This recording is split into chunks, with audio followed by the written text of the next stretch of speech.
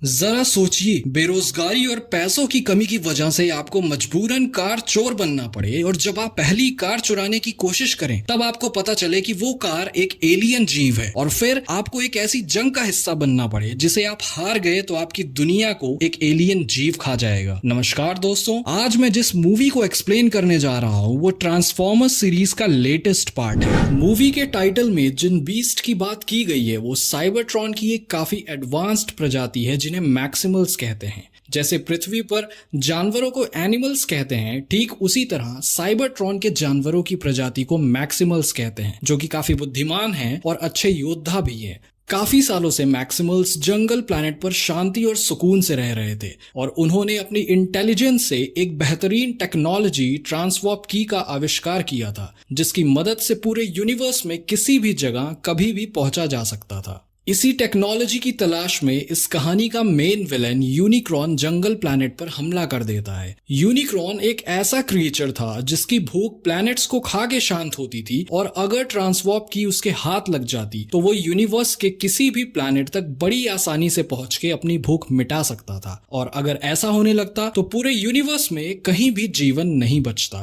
लेकिन Unicorn size में planet से काफी बड़ा था, इसलिए उस की को हासिल करने के लिए वो अपनी आर्मी के कमांडर स्कर्च को जंगल प्लैनेट पर भेजता है। उस वक्त मैक्सिमल्स का लीडर एपलिंग था जो अच्छी तरह जानता था कि अगर ट्रांसवॉर्प की यूनिक्रॉन को मिल गई तो पूरे यूनिवर्स में एक भी प्लैनेट नहीं बचेगा। इसलिए वो अपने साथियों को की के साथ प्लैनेट छोड़ने के लिए कहता है और खुद वहां रुक के स्कर्च का सामना करने का फैसला करता है ताकि मैक्सिमल्स को प्लैनेट छोड़ने का वक्त मिल सके। एपलिंग अच्छी तरह जानता था कि वो जिंदा नहीं बचेगा, इसलिए जाने से पहले वो ऑप्टिमस प्राइमल को मैक्सिमल्स का नया लीडर बना देता है और फिर मैक्सिमल्स अपनी स्पेसशिप की तरफ बढ़ते हैं। मैक्सिमल्स के जाने के बाद एपलिंग का सामना स्कर्च से होता है जो उससे कहता है कि अगर ट्रांसवॉर्प की मुझे दे दोगे तो यूनिक्रॉन तुम्हारे प्लैनेट को बख्श देंगे। लेकिन एपलिंग उसकी बात नहीं मानता है और दोनों के बीच इंटेंस फाइट शुरू हो जाती है जिसमें एपलिंग को अपनी जान गंवानी पड़ती है। दूर स्पेसशिप में बैठकर अपने लीडर की कुर्बानी देखकर सभी मैक्सिमल्स उस की हिफाजत करने की कसम खाते हैं और पृथ्वी की तरफ बढ़ते हैं।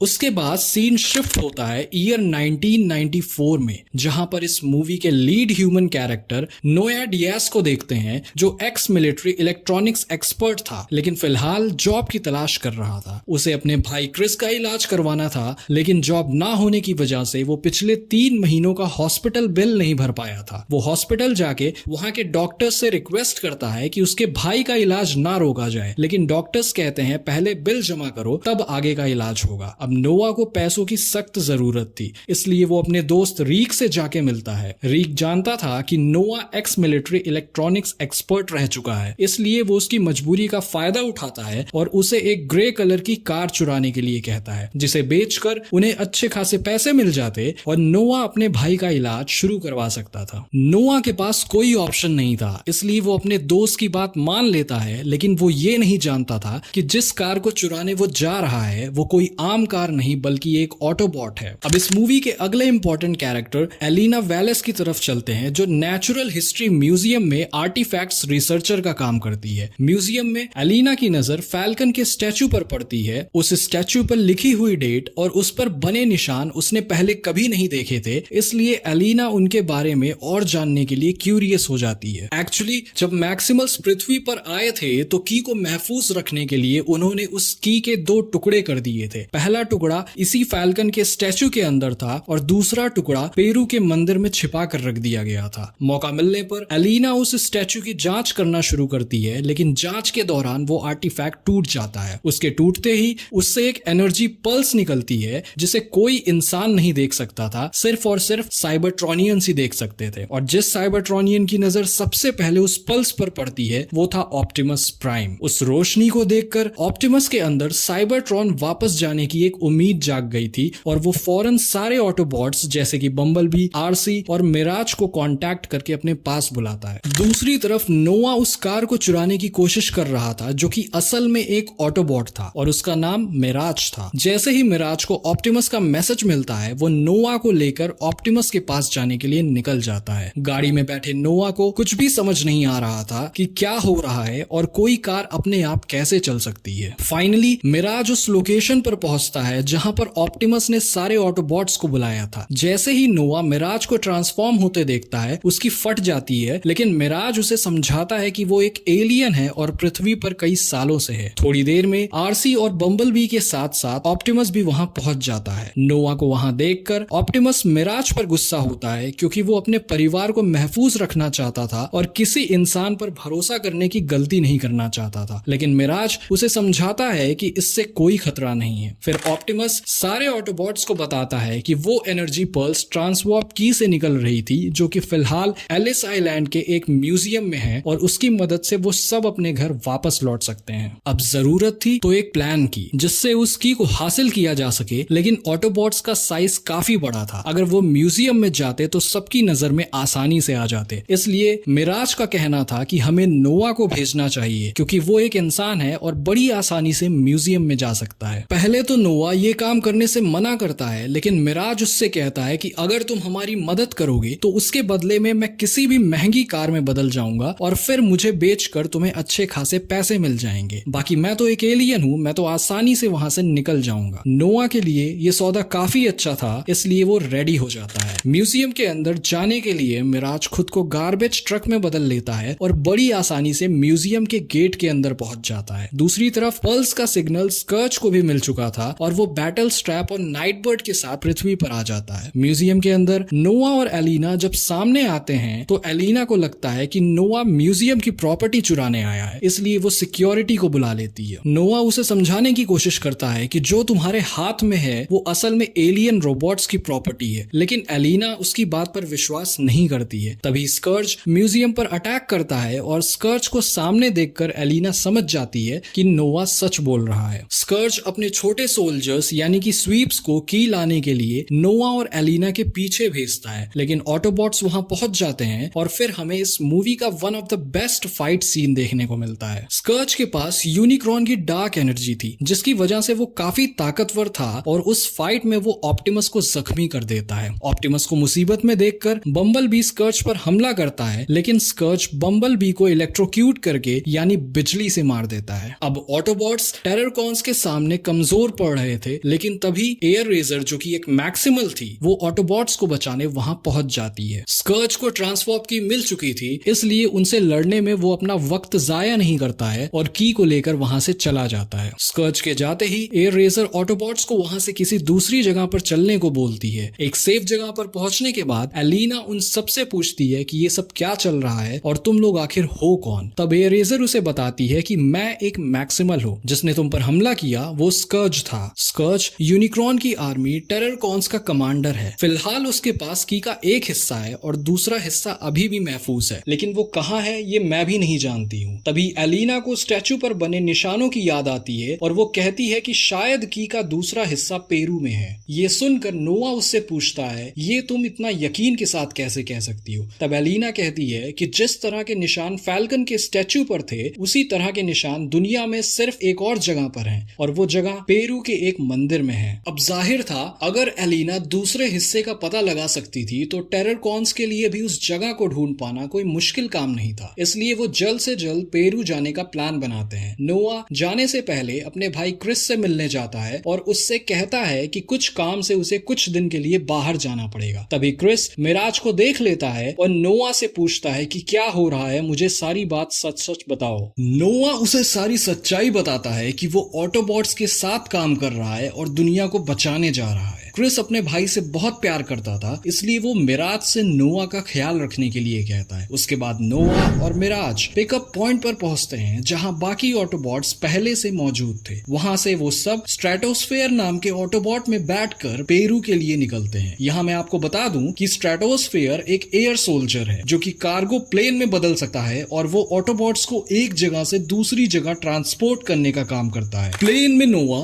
एलिना से कहता है कि पहले हमें अपने प्लेनेट प्लेनेट के बारे में सोचना चाहिए और उस की को ढूंढ के नष्ट कर देना चाहिए ताकि यूनिक्रॉन अर्थ पर ना आ सके। लेकिन एलिना ऐसा नहीं चाहती थी। वो नोवा को समझाती है कि अगर हम ऐसा करते हैं तो ऑटोबॉट्स कभी अपने घर वापस नहीं जा सकेंगे और ये बिल्कुल गलत होगा। दूसरी तरफ ऑप्टिमस को उम्मीद थी कि एनर्जॉन ब्लास्ट से बम्बलबी शायद जिंदा हो जाए, लेकिन उसके लिए बम्बलबी को साइबरट्रॉन पर ले जाना जरूरी था। फाइनली ऑटोबॉट्स और एयररेजर पेरू पहुंचते हैं जहां उनकी मुलाकात व्हील जैक से होती है। वो ऑटोबॉट्स को उस जगह की लोकेशन बताता है जहां पर वो मंदिर था, लेकिन उस वक्त वहां पर इंटी रैमी फेस्टिवल चल रहा था जिसकी वजह से टेम्पल तक पहुंचने का रास्ता भीड़ से भरा हुआ था। उस भीड़ से गुजरते हुए मंदिर तक पहुंचना ऑटोबॉट्स के लिए काफी मुश्किल था, इसलिए नोवा एलिना के साथ भीड़ का हिस्सा बनकर वहां जाने का प्लान बनाता है। ऑप्टिमस जानता था कि स्कर्ज वहां जरूर आएगा, इसलिए वो सारे ऑटोबॉट्स के साथ मिलकर टेररकॉन्स पर नजर रखने का प्लान बनाता है ताकि नोवा अपना काम कर सके और जरूरत पड़ने पर ऑटोबॉट्स उनकी मदद कर सकें। जाने से पहले मिराज नोवा को एक डिवाइस देता है और कहता है अगर जरूरत पड़े तो कांटेक्ट करना, मैं आ जाऊंगा। उसके बाद सारे ऑटोबॉट्स अपनी पोजीशन ले लेते हैं और नोवा और एलिना भीड़ का हिस्सा बनकर मंदिर की तरफ बढ़ते हैं। दूसरी तरफ स्कर्ज को पता चल चुका था कि नोवा और एलिना की ढूंढ रहे हैं, इसलिए वो स्वीप्स को नोवा के पीछे भेजता है ताकि जैसे ही उन्हें की मिले स्वीप्स उन दोनों को खत्म करके की को हासिल कर लें। मंदिर के अंदर पहुंचने के बाद एलिना को कुछ निशान दिखते हैं। उन निशानों को एक पैटर्न में अरेंज करने के बाद एक सीक्रेट दरवाजा खुल जाता है। उस दरवाजे के जरिए जब वो नीचे जाते हैं तो वो एक बॉक्स तक पहुंचते हैं। उस बॉक्स को खोलने पर उन्हें कुछ निशान मिलते हैं जो शायद की तक पहुंचने का जरिया थे। एलिना उन निशानों को अपने हाथ पर बना लेती है, लेकिन तभी स्वीप्स उन पर हमला कर देते हैं। स्वीप्स के हमले से बचते हुए नोवा मिराज को कांटेक्ट करके कहता है हम मुसीबत में हैं, और फिर दोनों अपनी जान बचाते हुए तहखाने के जरिए जंगल की तरफ बढ़ते हैं। नोवा का मैसेज मिलते ही ऑटोबॉट्स उन्हें बचाने के लिए जंगल की तरफ बढ़ते हैं। ऑटोबॉट्स को जाते देख स्कर्ज को लगता है कि उन्हें की मिल चुकी है और वो उनका पीछा करता है। यहाँ पर ऑटोबॉट्स और टेररकॉन्स के बीच काफी ज्यादा इंटेंस फाइट होती है जिसमें ऑप्टिमस प्राइम स्कर्ज से निपटता है और बाकी के ऑटोबॉट्स बैटल स्ट्रैप और नाइट बर्ड से लड़ते हैं। जब ऑप्टिमस और स्कर्ज आमने सामने आते हैं तो एयररेजर उन्हें रोकने की कोशिश करती है क्योंकि फिलहाल नोवा और एलिना को खोजना ज्यादा जरूरी था। जाने से पहले ऑप्टिमस स्कर्ज से वादा करता है कि तुम्हें मैं ही मारूंगा और वहां से चला जाता है, लेकिन इस बार स्कर्ज उन्हें इतनी आसानी से नहीं जाने देने वाला था।